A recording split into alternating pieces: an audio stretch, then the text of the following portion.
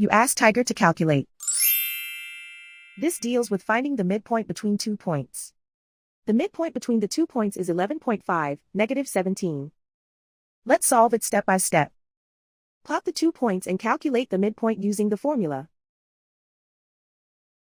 The coordinates of point 1 are, x1 equals -21, y1 equals -74. The coordinates of point 2 are, x2 equals 44, y2 equals 40. PM represents the midpoint of the 2 points.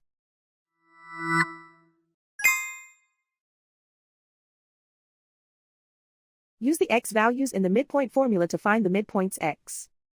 x1 equals -21. x2 equals 44. Simplify the arithmetic.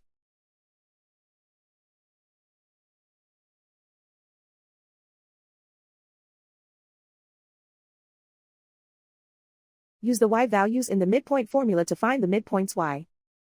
y1 equals -74. y2 equals 40.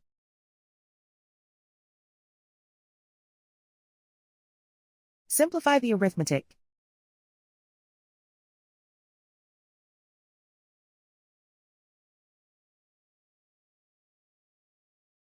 And so, the midpoint is 11.5, -17.